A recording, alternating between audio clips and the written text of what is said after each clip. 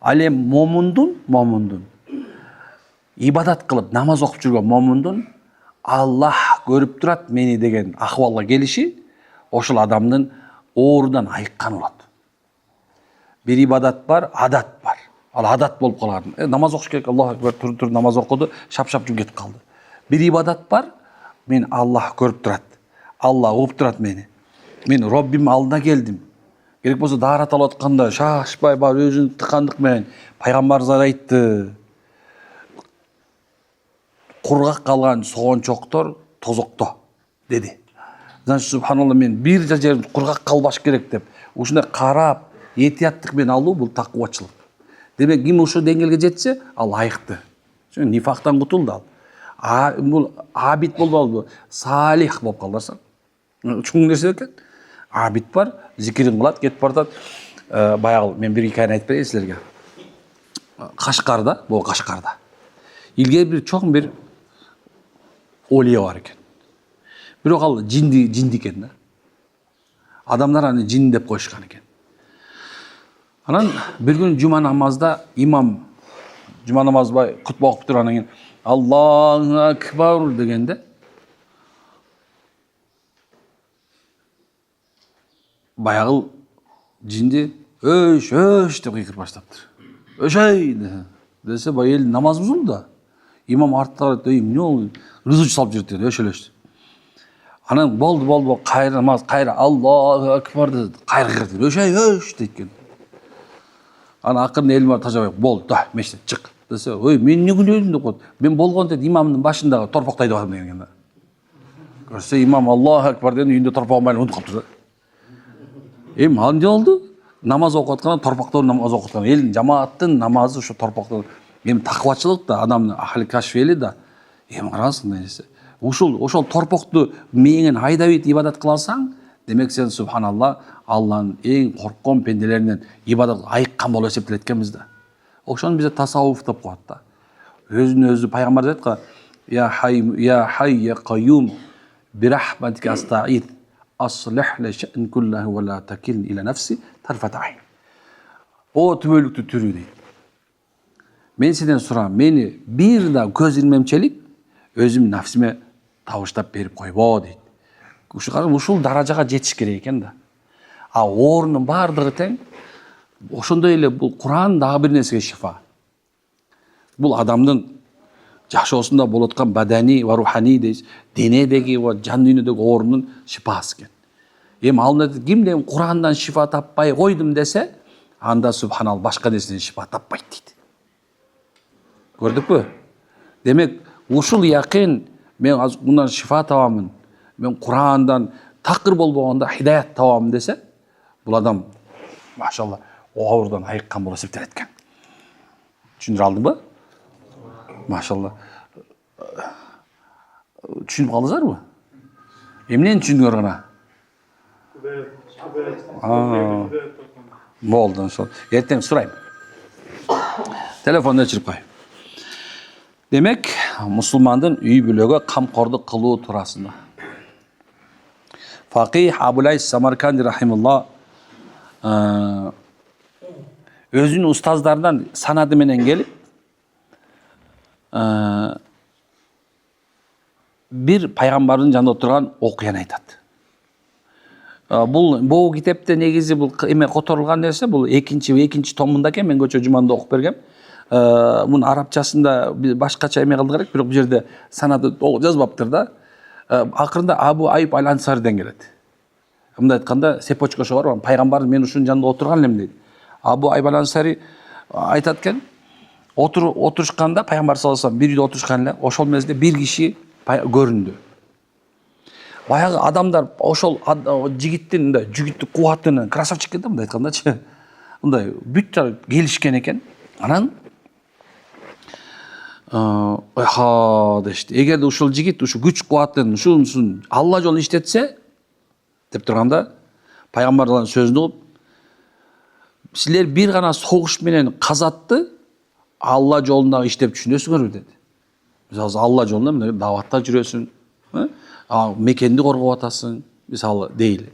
Дегенде баягы сахабалар, Алланын элчиси, сөзсүз ошону ойлойбуз да деди. Анан ким намсисин тазалаш үчүн аракеттенсе, бул да Алла жолунда жүрөт. Ким ата-энесин сый урмат үчүн аракеттенсе, аракетин сый урмат кылыш үчүн аракеттенсе, бул да Алланын жолунда иштейт. Кимде үй бүлөсүн бейпилдигин сактоо үчүн аракеттенсе, карыздан кутултайын, үй кылып берейин, коюшу үй менен тынчтыгын бир нерсе кылайын, балдар мачка калып калбасын, кийими бүтүн болсун, окусун, чокусун, кийин иш таап алса экен, жакшы куда сөөк болсом экен деген да ниет бар го. Ошон үчүн аракет кыла турган болсо дагы ал Алла жолунда дейт. Ал эми кимдеги мындай текебел аракет кылса, мындай айтканда байлыгы бар нерсеси дагы да ошону көбөйтүп, адамдардын алдында бул бай деп ого жетүү үчүн кылса, анда бул амали шаятин дейт, даже керек болсо шайтандардын жолуна түшүп калат экен. Көрдүңбү? Демек бул жерде айтып аткан нерседе сиз менен биздин жашообуздун баардыгы тең Алла жолу болуп эсептелет экен. Бир койчу коюн айдап кетип баратат. Бир уйчу үйүн айдап барып кетип баратат, туурабы? Бир дыйкан жерин айдап атат.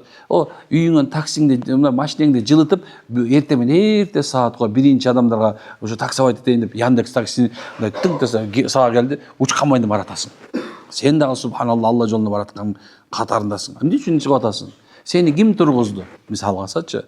Ким ушундай нерсе сага ушундай нерсе салды? Карасаң, Аллах сага ушул нерсени салды. Сен эркексиң.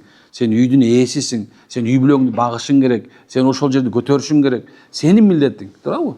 Сен мисалы намыстанасың да, аята тигиндип калды. Аял киши деле намыстанбайт, ал намыстанып атам деген бар эле мындай. Кандай десем, сүрөтү да. Намыстанып атам, мен ушундай атам деле улак менен жей берет го. Ал субханалла анткени эмоция алчы. Биздики болсо эркектердики чыныгы аракет. Түшүнүп атабызбы? Аял киши дайыма эмоция менен өтөт. Үйүң жок, сен бирок квартира жашатып, дайыма төлөп атасың. Бирок аял улаң жей берет да, дайыма үй албайсың, үй алыш керек. Уже стресс болуп калгансың, ошону берипчи. Үйгө киргилбейт, азыр барсаң эле эмне болот? Азыр ушу үй алыш керек деп айтат. Эмне болду? Бул эмоция. Бирок сен анында чыныгы аракет бар, сен аракетиң менен квартираңды төлөп атасың. Демек, экөөнүн ошонун айырма чоң. Пайгамбарыбыз саллаллаху алейхи вассаламдан бир сахаба аял келип, "О Алланын элчиси, мен намаз окуйын дедим. Сиздин аркаңыздан окусам болобу?" деди. "Ооба, болот. Бирок сен жамааттын эң балдардан кийин артында тур" деди. Анан баягы аял кетейин деп атса, пайгамбар токто деди. "Мындан да жакшы нерсени айтайынбы?" "Ооба. Анда өзүңдүн корооңду оку" деди. Коргонуңду оку деди. Андан да жакшы нерсесин айтайынбы? "Ооба, айтыңыз." "Өзүңдүн бөлмөңдү оку" деди. Анда айтып өткөн, "Мындан да жакшы нерсе айтайынбы?" дейт. "Өз үйүңдө" дейт, "бир бурчта кичинекей намазкана кылып ал" дейт. Намазкана деген кичине намаз окуган жай кыл, ошол жер сен үчүн жакшыраак. Баягы аял сүйүнгөн боюнча кетти. Сахабалар айтат, ошол аялдын ошол кичинекей жанагындай намазканасында сажда кылып аткан акыбалында өлгөнүн биз көрдүк дейт.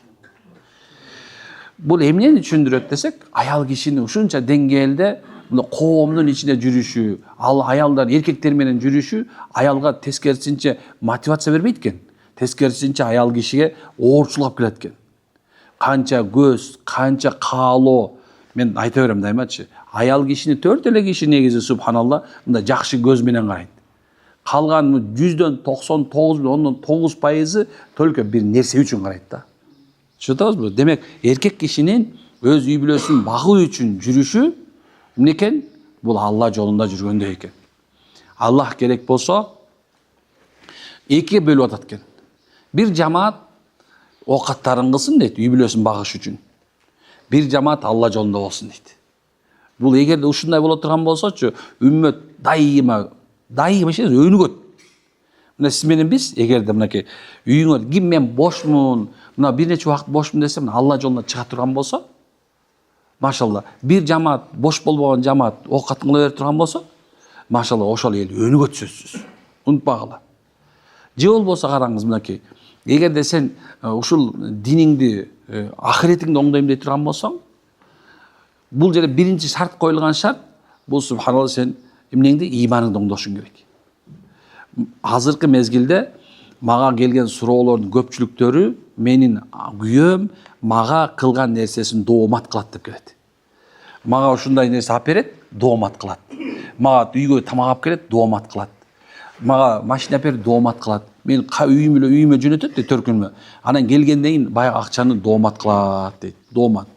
Кандай десе, мен берип атам сага. Жок, ал сенин милдетиң. Түшүнүп атасызбы? Сенин милдетиң. Ал эми кимде ким өзү үй бүлөсүнүн нафакасы жок дейт да. Эч бир бакпай чыдап отурган болсо, субханалла, ошол аял барып сотко берген акысы бар шариатта. Балки акыбети мунун оорчулугунун бир нерсеси бар да. Оорчулугу бар. Кандай десе, береке пайыз жоголот жашоомдо эркекте. Бир байке менен сүйлөшсөм айтат, мен өзүмдү сүйөм дейт. Жакшы кийинем, ушундай нерсе. Мен аялыма эмнеге алып беришим керек дейт. Анан ким алып бериш керек десем, пускай өзү таап алсын дейт. Андай аялыңызды иштетпейсизби десем, жок, иштебесин дейт. Эмне үчүн дегенде, аял качан менин алдымда зависимый болуп турса, менин алдымда мага баш ийип тура турган болот экен дейт. Бир нерсеге мына аял кийишинде акчага зависимый кармасам дейт. Анан каалган убакта кийим алып берип коембу, еще арзан алдырам дейт. Анткени бул никто дейт да, бул аял никто дейт. Таң калгам, астагфирулла, ушундай бир заманда. Бул надан, анан жахил адамдардын бир өңүттө кылган нерсеси. Эмне себептен аял кишилерге субхан шариятыбыз көчөдө жүрүүгө, соода кылууга тыюу салат. Аширати саати деген сонун китеп бар. Ошондо акыр замандын аалыматтарын айтканда, базарларда бүт соодагер болуп турган аялдар болот экен да. Бирок айланайын эркектер, башыңарды жоготпогула. Дайыма үйүңөрдү, үй бүлөңөрдү алолонуп турган тозоктон сактоо керек. Үй бүлөңөргө биринчи иман үйрөткүлө, анан адалдан алып келгиле. Андан кийин ошол үйдө береке болсо мага келгиле. Чын. Аялыңа, балаңа иман үйрөт, амал үйрөт, адалдан алып кел, адалдан жедир, анан иншалла дуа кылла. Иншалла жакынкы бир нече убакыттын ичинде Кудайым кааласа сөзсүз береке болот. Чүнкү эркектин милдети экенби нафака таап келиш. Бул жерде бир байке бар экен, 3 аял бар экен. Өзү жатат экен да. Бирөө заправкада, бирөө тандырда бирдемке сатат экен. Бирөөсү кафеде бир жерде иштейт экен. Айлык келген убакта точно баарын алып жыйнап алат экен, өзү жейт экен да. Барбы, мен билем аны. Бул дагы арам болот. Чүнтү? Билбейм, кээ бирде ойлоп коем да. Иман бар го, иман. Бар болуп туруп, бирок илим жок боло турган болсо, проблема экен да. Чоң проблема экен. Бирок илим болуп туруп, амал болбосо, бу да проблема экен. Апаат экен да. Ошо сенин субханалла турматтууларым, эмне кылыш керек? Көп аалымдардын чогулушуна, көпсү салихтардын чогулушуна машалла катышкыла. Аракет кылабызбы? Андо мен субханакаллахумма ва антастагфирука ва атубу илейк. Аллах береке берсин. Амин.